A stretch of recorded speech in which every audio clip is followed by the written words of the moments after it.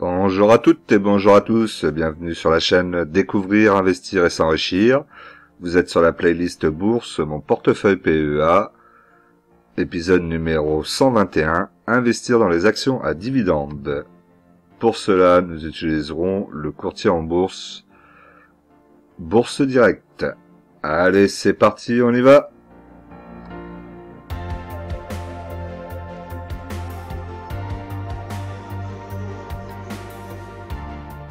Alors, au sommaire, cette semaine, nous aurons la situation du CAC 40, le point PEA première partie, le question-réponse, le point PEA deuxième partie, le tableau de dividendes et l'évolution du portefeuille.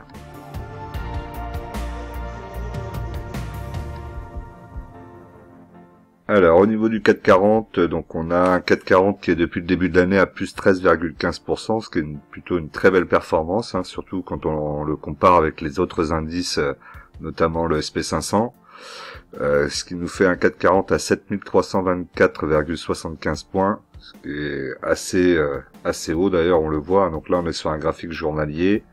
Si on regarde sur le graphique long terme, ici, on voit qu'on est tout proche de la résistance, aux alentours des 7500 points. Est-ce qu'on va y aller? Je sais pas. En tout cas, on est vraiment sur du très haut actuellement. On pourrait avoir un retracement déjà dans un premier temps aux alentours des 6664 points. Ce serait déjà un premier beau retracement. Là, actuellement, on est tellement haut que c'est difficile de voir quelque chose. C'est difficile aussi de rentrer sur des actions. En tout cas, moi de mon côté, je suis rentré sur Rubis il y a quelques temps parce qu'il y avait une opportunité, mais il n'y en a pas tant que ça. Après, dites-moi dans les commentaires si vous voyez des opportunités actuellement, ça m'intéresse. Au niveau donc du CAC 40, plus 0,03% sur la semaine, c'est pas énorme. Dans les belles performances, donc Total, Orange, Danone, les baisses, on a Schneider Electric, Kering et ArcelorMittal. Donc Kering, je continue de regarder. Alors sans doute la frustration d'avoir raté Kering aux alentours des 450 €. Là, j'aurais vraiment dû rentrer dessus. Là maintenant, je regarde quand même un petit peu. On voit quand même que les valeurs du luxe sont tout en négatif. Donc méfiance quand même, parce que généralement c'est les valeurs du luxe qui portent le CAC 40. Là actuellement, c'est pas le cas. Donc on pourrait justement avoir un retracement à cause de ça. Au niveau de l'Eurostoxx 600, donc plus 0,24%, le SP500 moins 0,10%. Je dirais actuellement le SP500 est pas au meilleur de sa forme, même s'il commence à reprendre un petit peu de couleur. Le Nikkei moins 1,87%. Après l'or plus 2,59%. Tout ce qui est pétrole plus 6,27%. On va le voir sur Total notamment, qui a un peu explosé là, qui est reparti à la hausse. Et la paire euro-dollar 0,93%. Alors avant de commencer, comme d'habitude, je vous rappelle que l'investissement en bourse peut provoquer une perte partielle ou totale de votre capital. Vous ne devez en aucun cas copier ou reproduire mes prises de position. Je ne suis pas un conseiller financier, mais un particulier qui investit en bourse à titre personnel. Alors, au niveau de mon portefeuille, on va regarder donc de la plus-value de la plus grosse valorisation, à la plus petite valorisation. Donc actuellement, la plus grosse valorisation est en score, avec 100 unités, un PRU à 17,42. Donc score va verser un dividende de 1,40 € par action, qui est en baisse, moins 22% par rapport à l'année dernière. Bon, ça reste quand même intéressant. Actuellement, on n'a pas de versements encore qui ont été effectués par score sur le dividende 2022. Si on regarde au niveau donc du graphique de versement de dividendes ici, on voit qu'on a une coupure en 2019, donc 2022 maintenant ça nous fait une belle baisse, puisqu'on était à 1,80 € en 2021. À faire attention quand même, la situation est quand même assez compliquée. J'ai repensé encore un petit peu. C'est vrai qu'ils ont la capacité d'augmenter leur prix, mais il va y avoir aussi de plus en plus de problématiques climatiques, c'est qu'à le dire. Et comment est-ce qu'ils vont être capables de gérer ça? Parce qu'on voit bien que le réchauffement est plus que présent et que les catastrophes s'enchaînent et que c'est de pire en pire. Donc je sais pas comment gérer cette situation là avec Score. On va y réfléchir. Pour le moment, on va laisser comme ça. Mais c'est vrai que ça pose question au niveau des réassureurs et des assureurs. Comment est-ce qu'ils vont gagner leur vie? Et est-ce qu'au bout d'un moment ils vont décider de ne plus assurer certaines parties du monde, par exemple, ou certains sinistres, ce qui poserait un problème d'éthique aussi. Alors, au niveau du dividende, on est sur le détachement le 30 mai et on est sur le paiement du dividende au 1er juin. Là, ici, ils mettent au mois de mai, mais on aurait dû mettre au mois de juin. Donc, ma plus-value actuellement est de plus 25,91%. On a un plus bas sur la semaine à 20,72, un plus haut à 22,15. Et sur la semaine, on est à plus 4,78%. Pour le moment, ça va. Sur le graphique, donc je vous ai rajouté en jaune ici la moyenne mobile 200 périodes. Donc là maintenant, on a en rouge la moyenne mobile 20 périodes, moyenne mobile 50 périodes en bleu et en jaune la moyenne mobile 200 périodes. Alors généralement, quand on est en dessous de la moyenne mobile 200 périodes, ce qui n'arrive pas forcément très souvent, c'est vraiment des moments où on doit acheter, ou en tout cas, c'est des bons indicateurs pour acheter. Et vous verrez qu'il n'y a pas tant d'actions que ça qui se retrouvent sous la moyenne mobile 200 périodes. Donc là, on voit quand même qu'on est assez bas. La moyenne mobile 200 périodes est à 18, c'est 18 ou c'est 16 18-21, 16-21, non 18-21. On a la moyenne mobile 20 périodes qui est à 25,36 et la moyenne mobile 50 périodes à 24,59. Donc pour le moment, on bloque sur la moyenne mobile 20 périodes, qui devrait être au-dessus de la moyenne mobile 50 périodes. Donc la tendance est plutôt à la baisse. Donc attention, méfiance, on va rester vigilant, même si on voit un support là aux alentours des 20 € en pointillé, là, ce pointillé vert, qui devrait, je l'espère, bloquer l'action si elle devait rebaisser encore un petit peu. Euronext, 30 unités, un PRU à 81,89 €. Au niveau du versement du dividende, on est à 0 pour le moment, ils n'ont rien versé. On a 2,22 € par action. Au niveau de la date, donc on les a pas. J'ai pas encore les dates. On voit aussi qu'Euronext est dans mon portefeuille depuis 2021. Sur le graphique des dividendes, on a 2,22 € pour l'année 2022, ce qui est pas mal. On voit quand même que le dividende d'Euronext a plutôt tendance à bouger. En tout cas, il est versé chaque année, même s'il n'est pas régulier. Et ça, c'est quand même au moins quelque chose d'assez important.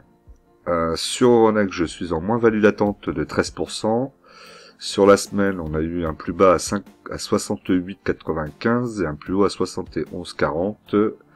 Et sur la semaine, l'action a fait 0,95%, ce qui n'est pas énorme, mais c'est toujours mieux que du négatif. Sur le graphique long terme, donc là, on ne voit pas la moyenne mobile 20 périodes, j'imagine parce que l'action est trop jeune. Parce qu'elle est là, elle est paramétrée, mais on ne la voit pas. On avait un biseau, donc avec une résistance ici, un support. On pouvait voir là assez distinctement. Elle est sortie donc de ce biseau. Qu'est-ce qu'elle va faire maintenant? Est-ce qu'elle va repartir à la hausse et on va revenir vers les 80 €, ou est-ce qu'elle va suivre la résistance qui va devenir support et descendre aux alentours des 65 peut-être? Là, ça va être à suivre. Pour Sanofi, 20 unités, PRU à 81,79. Au niveau du dividende, on n'a pas eu de versement encore. Le dividende est de 3,56 €, qui est plutôt pas mal. Après, ça dépend à combien vous êtes rentré sur l'action. On n'a pas les dates pour le moment. Donc 3,56 € ici, c'est l'une des 7 actions quasiment du portefeuille.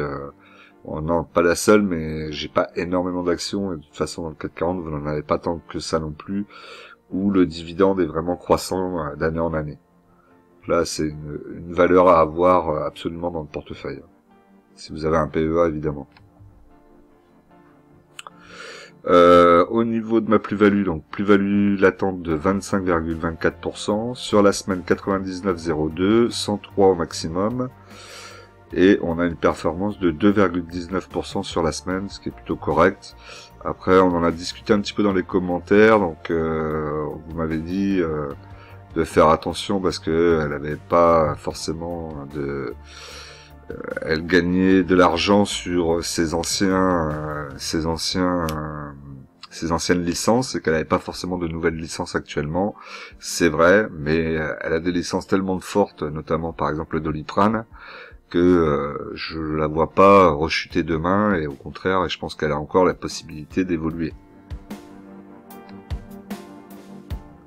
Au niveau du graphique long terme, donc on voit qu'on a une belle montée, hein, c'est avec des petites rechutes, mais toujours quand même une montée. On voit ici, on a un support haussier qui nous amène aux alentours des 80 €, et on a une résistance aux alentours des 110 € là actuellement.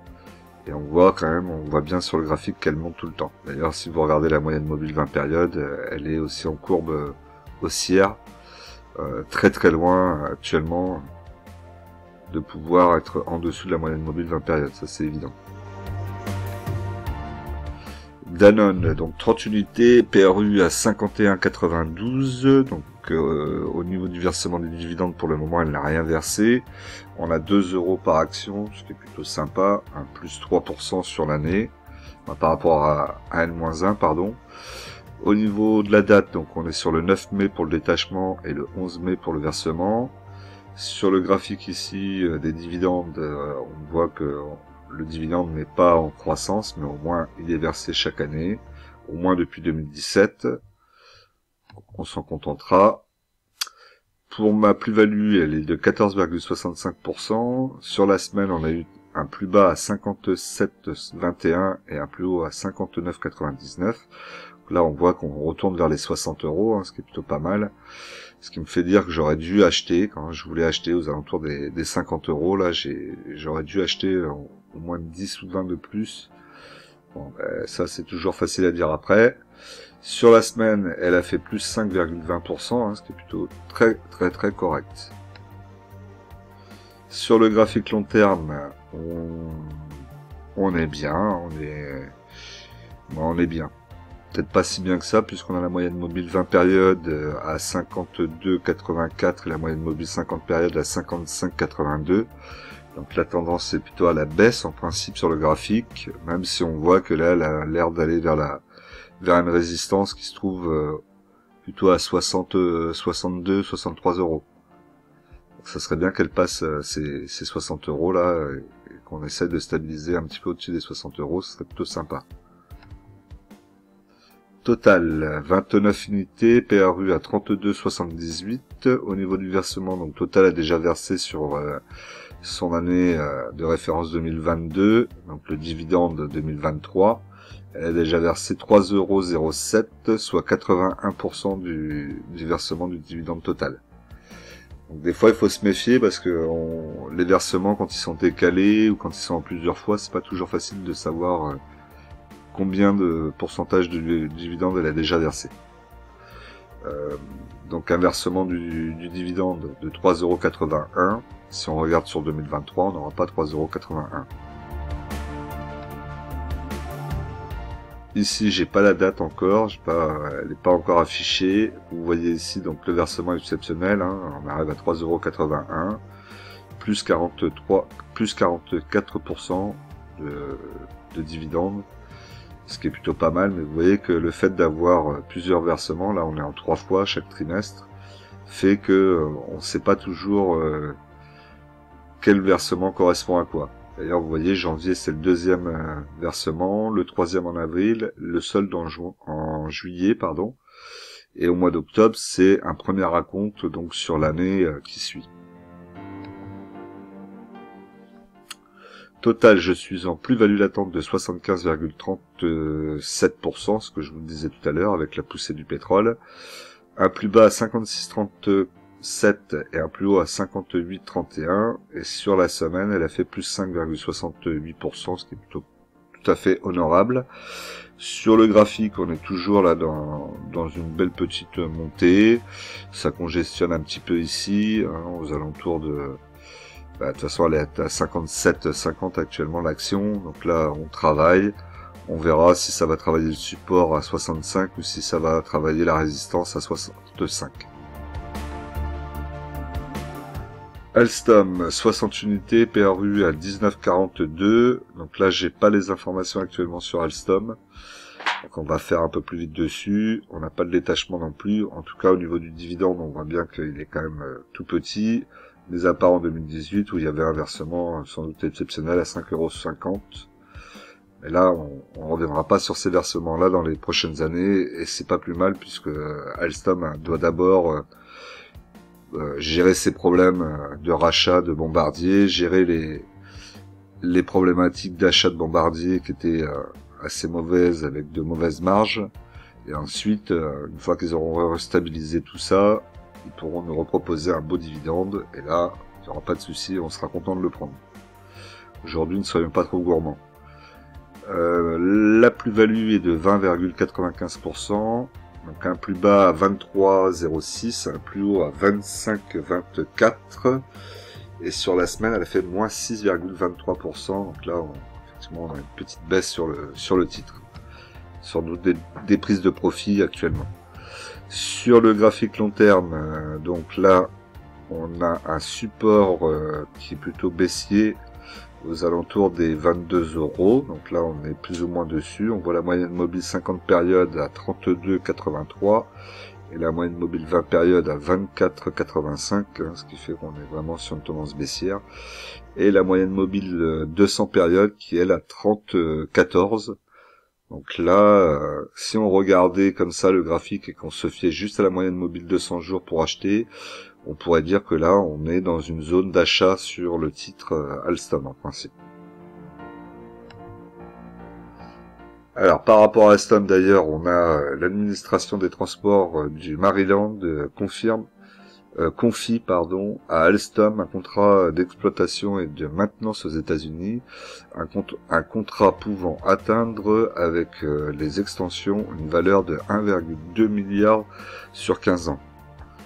De 1,2 milliard d'euros sur 15 ans. Donc c'est plutôt encore une très très bonne nouvelle pour Alstom. Et pour nous qui sommes actionnaires d'ailleurs. Ensuite Airbus. Donc Airbus, on a 10 unités, 95,75. On a un versement de dividende qui est à 0 pour le moment. Le dividende sera de 1,80 € par action. Sur les dates, on est sur le 25 avril pour le détachement et le 27 avril pour le versement.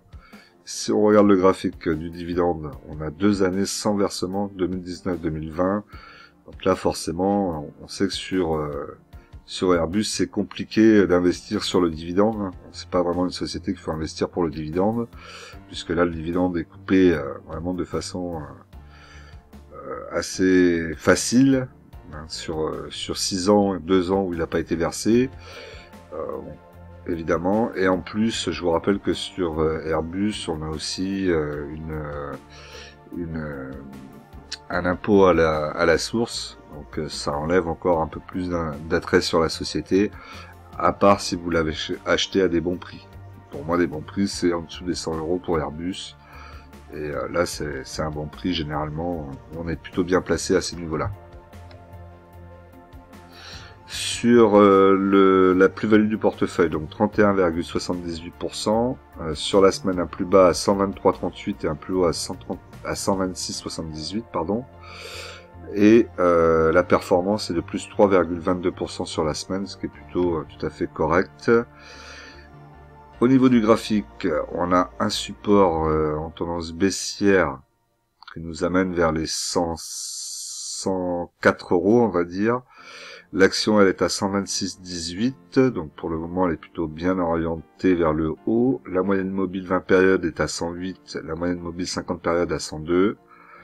Donc pour le moment, ça paraît être plutôt bien orienté. Il n'y a pas de problématique particulière sur le titre, si ce n'est de le laisser continuer à faire son travail. Après, évidemment, c'est pas forcément le meilleur moment pour rentrer, à moins que vous jouiez un retour aux alentours des 140, mais il vous reste pas grand chose à prendre. C'est peut-être un petit peu risqué là. Après, chacun son analyse. Au niveau d'Airbus, on a le chinois GDAT fait s'envoler les ventes du nouvel hélicoptère H160 de Airbus. Donc ça, c'est plutôt une très très bonne nouvelle pour Airbus qui vend aussi des hélicoptères. Alors dans les autres infos concernant Airbus, on a une baisse de la production sur les avions. Donc ça, c'est un petit peu problématique. Airbus va essayer donc de pouvoir en fabriquer plus et voire doubler sa production. Et pour ça, ils vont aller s'installer en Chine, ou en tout cas faire construire en Chine.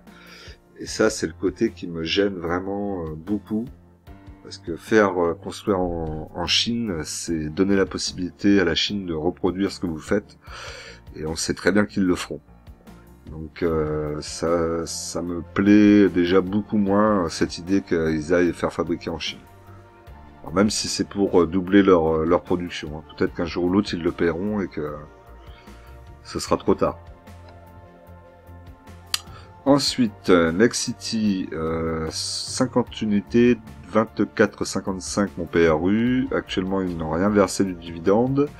Il est à 2,50 € stable par rapport à l'année dernière. Au niveau des dates, donc 24 mai pour le détachement, 26 mai pour le paiement.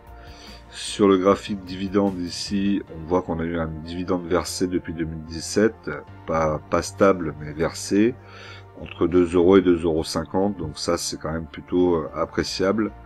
On surveillera quand même la société, voir comment elle va gérer la situation de l'immobilier actuellement. Sur le portefeuille, je suis en moins-value de 6,26%. Sur la semaine, elle a fait un plus bas à 22,72 et un plus haut à 23,64. Et sur la semaine, elle a une performance négative de 0,78%. Sur le graphique long terme, on voit qu'on est posé sur un support qui a l'air plutôt d'être assez vieux, un support qui date de 2012 au moins. On a pour une fois la moyenne mobile 200 périodes qui est quasiment au même niveau, hein, 22,16 €. Là actuellement l'action est à 23,02, donc on est vraiment tout proche. Ça peut toujours être une situation d'achat si on passe sous la moyenne mobile 200 périodes. Est-ce que je continuerai à acheter si on passe en dessous ? Je ne sais pas au vu des difficultés de l'immobilier, mais peut-être que oui, parce que ça reste, je pense, une opportunité d'acheter, et surtout si on passe sous la moyenne mobile de 200 périodes. Au niveau de la moyenne mobile, la 50 périodes, elle est à 30,44 € au-dessus de la moyenne mobile 20 périodes à 27,66. Donc la tendance est à la baisse. Donc on surveillera, ou au moins peut-être que je reprendrai une dizaine en dessous des 22 €. À voir. Le problème, c'est que si elle fait le mèche... Alors, comme d'habitude, si la vidéo vous plaît et que vous voulez m'encourager, c'est le moment. Donc, abonnez-vous, cliquez sur la cloche pour recevoir les dernières notifications. Notamment le fait que maintenant j'essaie de faire des shorts aussi, donc si vous avez cliqué sur la cloche, vous serez informé des shorts qui sortent. Évidemment le like, 150 likes par vidéo, c'est l'objectif, et les commentaires pour échanger ensemble et aider aussi la chaîne à être bien référencée. Vous pouvez vous abonner, tout est marqué aussi, c'est une autre option, vous l'avez ici, donc je vous laisse regarder.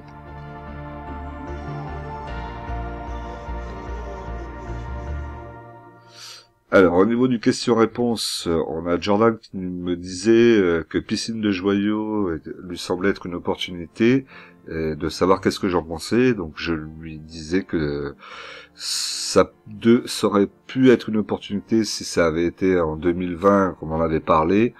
Aujourd'hui, je suis moins persuadé que ça puisse être une opportunité pour la très bonne raison que on va avoir des problèmes, c'est sûr, au niveau de l'eau. Donc une piscine, sans eau, c'est rien, c'est juste un trou.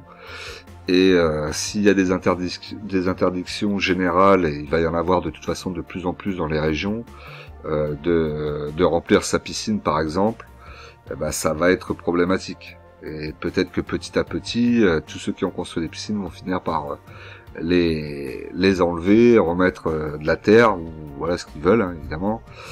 Et donc je me pose cette question-là. Je pense pas que le climat nous permette d'aller vers une expansion des achats des gens pour des piscines.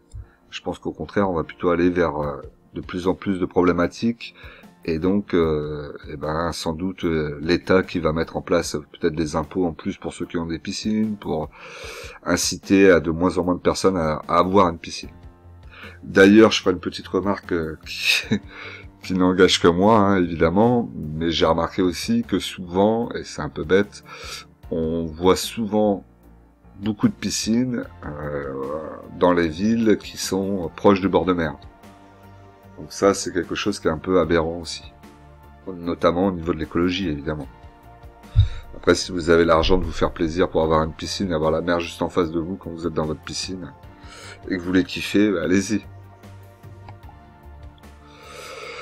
Alors ensuite, Franck qui me met, donc j'ai mis son message parce qu'il y avait pas mal d'informations dedans, et ça sera pas mal qu'on échange aussi là-dessus. Donc mon avis perso sur les meilleures opportunités du moment, compte tenu du cours actuel, de la qualité des fondamentaux de l'entreprise. J'exclus donc les Atos, Orpea et Alstom. Donc Atos, Orpea, pas de souci. Alstom, oui, alors les fondamentaux sont pas extraordinaires, mais je pense quand même que ça reste une belle opportunité aujourd'hui. Après, ça n'engage que moi. Et de ses perspectives, croissance du chiffre d'affaires et bénéfice net par action. Donc pour lui, dans les actions à surveiller, si j'avais bien compris, on a Téléperformance, Trigano, Katana, France de l'énergie, Rubis, Sisi, ça je connais pas, Reworld je connais pas non plus, et Saint-Gobain évidemment. Ouais, alors moi oui, pourquoi pas, peut-être. Alors, j'ai pas regardé les fondamentaux actuellement de ces sociétés. Ce que je peux te dire, c'est qu'en termes de valeur sur le marché, Trigano, je la trouve un peu chère. Pour moi, elle est plutôt intéressante en dessous des 100 euros. D'ailleurs, il y a eu un moment où l'un d'entre vous m'avait demandé ce que j'en pensais. On était pas loin des 100 euros. Je lui avais dit d'attendre encore un petit peu. Je pense qu'il a dû acheter aux alentours des 90 peut-être. Et donc aujourd'hui, il doit être content parce qu'on est bien au-dessus des 100 euros. Au niveau de Katana, on est aux alentours des 6 euros, si je dis pas de bêtises. Alors je regarde pas les cours, donc je sais pas, c'est juste ce que je vois passer aux alentours des 6 euros, il me semble. Là, ça me semble peut-être juste pour pouvoir re-rentrer dessus. Elle me paraît un peu chère. Téléperformance, c'est pas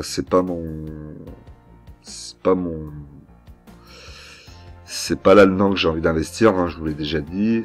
Je trouve que le business il est trop dangereux.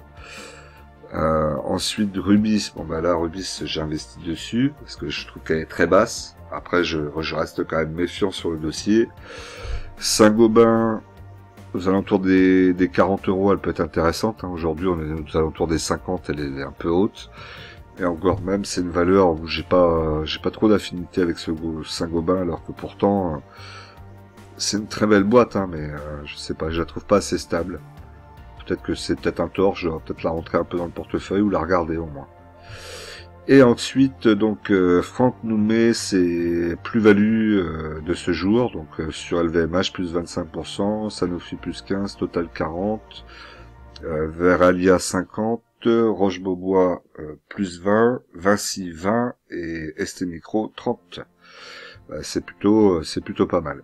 C'est plutôt plus que bien. Donc dites-moi un petit peu vous ce que vous pensez par rapport à son choix plutôt ici, hein, des actions qu'il nous a proposées, si vous trouvez que c'est des opportunités actuellement.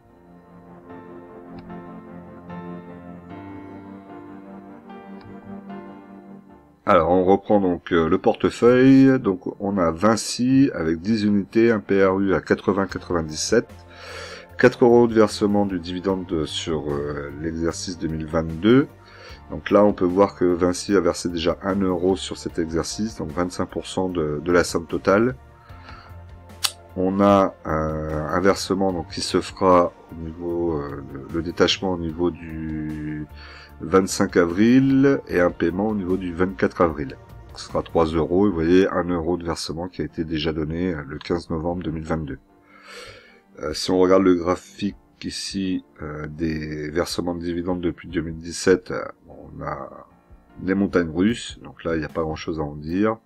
Et vous voyez ici le solde au mois d'avril et un acompte au mois de novembre. Bon, après ça reste une très belle société Vinci, et je n'ai qu'un seul regret, c'est de ne pas en avoir un petit peu plus à ce niveau-là, parce que mon PRU est quand même très intéressant. Je suis en plus-value de 32,33%. Après c'est que partie remise, hein. Je continuerai à regarder et il y aura bien une opportunité à un moment ou à un autre de re-rentrer dessus. Sur la semaine, un plus bas à 103,98, un plus haut à 107,76, et sur la semaine, une performance de plus 1,65%, ce qui est plutôt correct. Pour le graphique, on est en poussée vers le haut, hein, ça monte. Une moyenne mobile 20 périodes à 92, une moyenne mobile 50 périodes à 85. Donc la tendance est plutôt propre vers le haut. Même s'il devait y avoir un retracement sur le support, on serait aux alentours des 100 €. Pour le moment, il n'y a pas grand chose à en dire pour moi en tout cas. Sur Orange, 72 unités, un PRU à 9,47, le versement du dividende est stable par rapport à l'année dernière, 0,70 centimes, et Orange a déjà versé 30 centimes sur ce dividende, soit 43% du dividende 2022 sur l'exercice 2022. On n'a pas la date encore actuellement, et sur le graphique on voit aussi que le versement, que le dividende ne se tient pas. Bon, après on est, on va dire 0,50 à 1 €, c'est à peu près ce qu'on peut s'attendre de dividende de Orange, pas beaucoup plus. Je suis en plus-value latente de 20,96% actuellement. Sur la semaine, un plus bas à 10,86, un plus haut à 11,54. Et une performance de 5,91% sur la semaine globale. Sur le graphique long terme, donc on voit, on est bien au-dessus d'un support qui est en tendance baissière, là, qui nous ramènerait vers les 10 €. Donc là, elle est plutôt bien, hein, 11,46. Et on pourrait aller travailler pour essayer d'aller jusqu'à cette résistance là, aux alentours des 12,50 €, ce qui pourrait être pas mal. Au niveau de la moyenne mobile 20 périodes et la moyenne mobile 50 périodes, on est vraiment tout proche, hein, 9,80 €, 9,78 €. Donc là, attention, j'espère qu'on va repartir sur une tendance haussière et pas une tendance baissière. Ubisoft, 30 unités, PRU à 35, la moins-value est de 32,32%. Sur la semaine, un plus bas à 22,94, un plus haut à 24,76, ce qui est plutôt quand même pas mal. On revient un petit peu aux alentours des 25 €, ce qui pourrait être bien. Et sur la semaine, elle a été une performance négative de moins 1,33% malheureusement. Et si on regarde le graphique, pour le moment, on voit par contre sur cette action qu'on est bien en dessous de la moyenne mobile 20 périodes. Donc on pourrait considérer que là, pour le moment, elle est dans une situation qui peut être intéressante pour en acheter. Parce que je vous rappelle, on est en dessous de la moyenne mobile 200 périodes, pardon. Est-ce qu'elle va continuer à descendre? C'est un peu la question qu'on se pose. Là, elle est en train de reprendre un peu du poil de la bête, mais ça ne veut pas dire non plus qu'elle va aller très haut forcément. Alors, ce qui est plutôt positif pour moi, c'est que je vois que la moyenne mobile 200 périodes est à 32,22 et que mon PRU est à 35.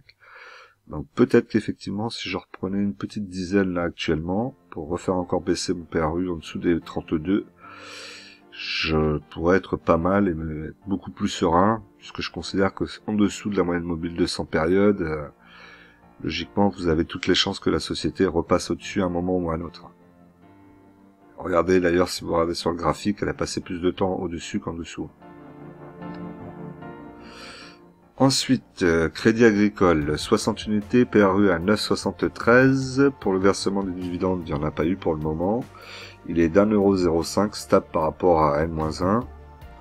Malheureusement, on n'a pas la date pour le détachement. Et sur le graphique, on aurait pu avoir presque de la croissance si on n'avait pas eu une coupure en 2019, malheureusement. Et donc là, le dividende est intéressant. Après, il faut acheter au plus bas, comme toujours, sur ce genre d'action qu'on achète principalement pour son dividende. Ma plus-value latente est actuellement de 9,02%. Un plus bas sur la semaine de 10,35 et un plus haut à 10,66 pour une performance de 2,30% sur la semaine. Au niveau du graphique long terme, on voit une résistance ici en pointillé rouge à 11 euros, aux alentours des 11 euros. Actuellement, on est à 10,60 €. On a une moyenne mobile 20 périodes à 10,22 €, une moyenne mobile 50 périodes à 9,42 €. On est toujours orienté à la hausse. Il faudra essayer de casser cette résistance pour aller chercher une nouvelle résistance aux alentours des 14 euros. Air Liquide, 3 unités. Au niveau du versement de dividende, il est à 0. Mon PRU est à 132,39. Le dividende est de 2,95 €. Le détachement se fera le 15 mai et le versement le 17. Là, on est un peu comme Sanofi, on a aussi une belle courbe au niveau du dividende, malgré 2017-2018 qui sont identiques. Ça reste quand même assez sympa, avec une progression pas monstrueuse, mais une progression d'année en année, et c'est ce qu'on essaie de chercher. C'est pas forcément le plus facile à trouver, surtout sur le 440. La performance 440 et SBF 120. La performance est actuellement de 19,37% performance latente. Sur le plus bas de la semaine, 153,42, plus haut 158,30. Donc là, on est quasiment sur les plus hauts historiques de la société. Et une performance de 3,50% actuellement. Vous voyez d'ailleurs, on est sur les plus hauts historiques de la société. Hein, vous le voyez, un 58,04. On va venir toucher ici la résistance un tout petit peu plus haut. Alors on pourrait se dire peut-être que ça serait intéressant de vendre maintenant, mais bon, vu que c'est Air Liquide, on va pas se dire ça parce qu'on voit bien le graphique hein. Depuis 2009, et je suis sûr que si on remontait encore après on le verrait, mais au moins depuis 2009 on voit bien la tendance qui est bien à la hausse. La moyenne mobile 20 périodes à 137, la moyenne mobile 50 périodes à 131. Tout est bien orienté, et puis même si ça devait retracer, ça sera des opportunités de rachat sur une action comme celle-là. Au niveau des infos, donc Air Liquide, bien orienté après une analyse positive. Bon, il n'y a pas grand-chose à en dire, c'est déjà une belle société actuellement, sachant qu'elle est en plus dans l'hydrogène, et que forcément... On commence à avoir beaucoup de discussions actuellement au niveau de l'électrique, et beaucoup commencent à se dire qu'en fait ce sera pas l'électrique l'avenir, mais plutôt l'hydrogène. Donc si c'est le cas, et de toute façon il va y avoir au moins une partie d'hydrogène c'est déjà le cas, qui va forcément être beaucoup plus demandée. Évidemment qu'une société comme Air Liquide va en sortir encore plus grandie. Donc c'est un peu... Je pense que Air Liquide était sur une époque où la société était plutôt stable, et elle avait fait toutes ses performances et elle continue à performer, mais on n'était pas sur un changement radical et une décroissance monstrueuse.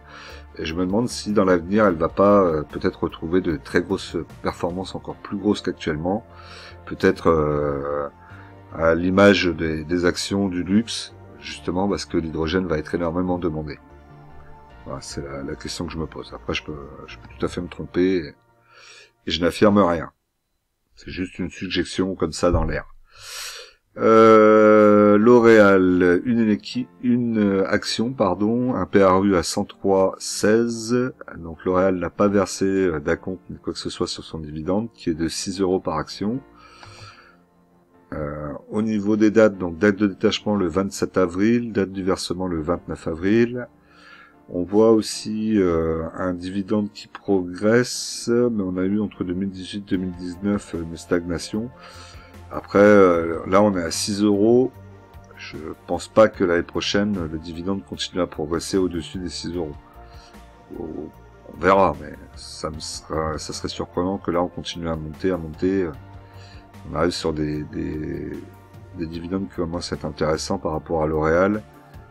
Mais vu comme ça se passe, passer de 4,80 € à 6 € d'un coup, c'est surprenant. C'est parce qu'ils font des belles performances actuellement. Ma plus-value latente est de 32,08%. Sur la semaine, performance de 1,12%. Un plus bas à 409,05 et un plus haut à 424,15. Je vais y arriver, pardon.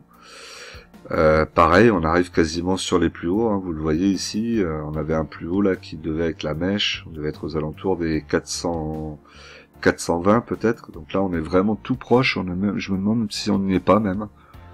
Donc ouais, c'est belle performance, mais on va pas vendre tout de suite, on va laisser comme ça pour le moment, et puis de toute façon, je vais construire une ligne avec L'Oréal. Donc pour le moment, moi j'attendrai plutôt des opportunités de baisse pour en racheter. On a une moyenne mobile 20 périodes qui est à 362,68 et une moyenne mobile 20 périodes, une moyenne mobile 50 périodes, pardon, à 311 €, ce qui pourrait être déjà pour moi 311 € un premier palier de rachat si éventuellement j'en rachète. Et après évidemment en dessous de 300 €, ça reste très intéressant. Au niveau de L'Oréal, donc le groupe ajoute une nouvelle corde à son arc. Donc L'Oréal a fait le rachat l'acquisition de Aesop, une marque mondiale. Moi je la connais pas, je sais pas si vous la connaissez. Et donc voilà, encore une belle démonstration de ce qu'est capable de faire L'Oréal et d'investir dans de bons dossiers. Donc ça c'est plutôt pas mal, et d'aller chercher aussi de la croissance externe. Schneider, 2 unités, PRU à 128,88. Au niveau du versement, on n'a pas eu de versement encore de fait, ni d'acompte. Le dividende sera de 3,15 € par action, ce qui est plutôt bien. Même si bon, l'action est assez chère quand même. La date du dividende n'est pas connue. On voit aussi, donc là sur le graphique du versement de dividende, qu'on a de la croissance d'année en année, et ça c'est plutôt sympa. C'est aussi pour ça que c'est intéressant d'avoir du Schneider dans son portefeuille. Malheureusement actuellement elle est un petit peu trop haut pour que je puisse aller en rechercher. Dans mon portefeuille, je suis en plus-value latente de 10,68%. Elle a fait sur la semaine 141,38 au plus bas, 154 au plus haut, et une performance négative de moins 6,83%. Sur le graphique, on voit donc elle est à 142,64, une belle bougie rouge, et elle a l'air de vouloir revenir aux alentours des 139 €, là où se trouve la moyenne mobile 20 périodes. Et on a une moyenne mobile 50 périodes qui est elle à 113 €.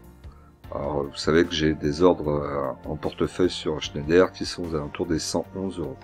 Ils sont même à 111 €. Au niveau des petites news, Schneider dans l'exercice bien mené et des perspectives attractives sur le groupe pour l'année 2023. Donc ça c'est plutôt pas mal. Rubis, 10 unités, PRU à 23,97. Au niveau du versement, on n'a rien eu. Action, le dividende par action est à 1,92 €. J'ai pas les dates encore. Et là, c'est pareil. On a aussi un dividende qui augmente d'année en année. Donc, comme Sanofi, Rubis fait partie des aristocrates dividendes, entre guillemets, hein, j'aime pas trop dire ça, mais c'est un peu le cas pour la France. Donc aristocrate dividende qui verse un dividende en croissance depuis plus de 10 ans. En principe c'est un peu plus de 10 ans, hein. Aux États-Unis je crois que c'est 20 ans. Mais bon voilà. Et c'est un peu, et d'ailleurs je vous l'ai dit, c'est la raison pour laquelle j'ai rentré Rubis en portefeuille, mais je ne ferai pas non plus une ligne trop grosse dessus. Même si elle le verse depuis des années, ça n'empêche qu'elle pourra l'arrêter un jour ou l'autre. C'est tout à fait possible. Et ça arrivera, c'est presque certain même. Ma plus-value est de 4,63%, un plus bas au niveau de la semaine à 24,76, un plus haut à 25,52, et une performance sur la semaine de 2,28%. Elle a l'air de vouloir repartir un peu à la hausse, là, vous voyez. On est proche aussi de la moyenne mobile 200 périodes, hein, à 22,46. Donc là, si on passait un petit peu en dessous, ou au moins dessus, ça serait peut-être un signal aussi pour aller en rechercher. On a une moyenne mobile 50 périodes à 32 et une moyenne mobile 20 périodes à 24. Donc là, on voit bien que l'orientation est quand même à la baisse. Pour le moment, on n'est pas reparti à la hausse. Et on a une résistance là aux alentours des 29 € qu'il va falloir casser pour imaginer repartir vraiment sur une tendance positive. DBT 2000 unités, un PRU à 0,06 centimes, moins-value latente de 92,71%. Donc DBT sera peut-être la première action de mon portefeuille qu'on verra disparaître complètement. On verra hein, si ça arrive. Je l'ai en portefeuille depuis 2021. En tout cas, c'est de mal en pire. Vous voyez, hein, la performance sur la semaine est de moins 3,64%. Pourtant, ils ont fait des partenariats actuellement, mais ça n'a pas l'air de changer quoi que ce soit au marché. Il va falloir attendre les prochains résultats, peut-être une année de résultats pour voir si vraiment elle commence à repartir à la hausse et il va y avoir un travail monstrueux. Parce que là, je suis presque à 100% de perte, ça serait énorme. Bon, j'ai pas grand chose d'investi dessus, hein, vraiment. J'ai 120 € je crois dessus. Mais bon, c'est pas une raison. Sur le graphique long terme, vous voyez qu'il n'y a absolument rien à voir pour le moment. Donc on passe. Alors au niveau de la répartition de mon portefeuille, Air Liquide 2,30%, Airbus 6,11, Alstom 6,82, Crédit Agricole 3,08, Danone 8,65, DBT 0,05, Euronext 10,35, Nexity 5,57, L'Oréal 1,99%, Orange 3,99%, Rubis 1,21, Sanofi 9,92, Schneider 1,38, Score 10,62, Total 8,07%, Ubisoft 3,44, Vinci 5,19 et ma liquidité à 11,26%. Mon objectif est de au moins être au-dessus des 10% de liquidité, donc pour le moment je suis bien. Et il y aura peut-être pas forcément d'achat avant le mois de mai où on va avoir les versements des dividendes. C'est un mois qui est plutôt propice à des baisses sur le marché liées aux dividendes. Et donc du coup des opportunités peut-être d'achat un peu plus importants. On va essayer d'être patient, à moins vraiment qu'il se passe quelque chose sur le marché sur le mois d'avril. Au niveau de la répartition par secteur, on a toujours la finance en premier, les valeurs industrielles, suivies par les consommations non cycliques, la santé, l'énergie, la technologie, l'immobilier et pour finir les matériaux de base. Alors on voit donc mon portefeuille, hein, ça y est, enfin les 20 000 € dépassés, 20 657,78 €. On va pas s'enflammer parce que s'il faut on va repasser en dessous des 20 000. Mais bon voilà, c'est des petits paliers comme ça intéressants. J'aurais dû marquer les paliers que j'avais fait à 5 000, à 10 000, à 15 000, 20 000. Ça aurait été intéressant peut-être de regarder ça. D'ailleurs, je vais peut-être commencer à le mettre par rapport au palier à 20 000. Dites-moi si je voulais que je vous mette ça dans le descriptif, par exemple, pour pouvoir le suivre. Vous voyez toujours mes ordres d'achat pour Air Liquide. Donc une action à 132 et 3 actions sur Schneider à 111.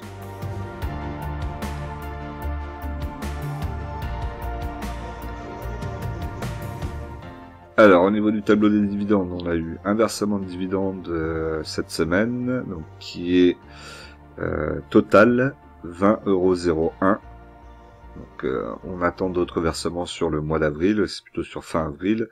Donc, Vinci et Airbus, et puis ensuite au mois de mai, un peu comme vous, je l'imagine, le mois feu d'artifice au niveau des dividendes.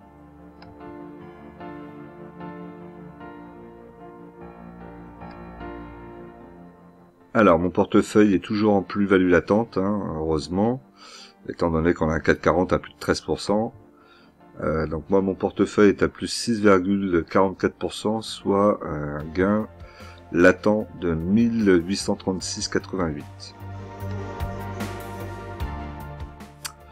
Voilà, on n'oublie pas qu'en investissement, les impatients paix pour les patients. Nous on se retrouve tout de suite dans une nouvelle vidéo.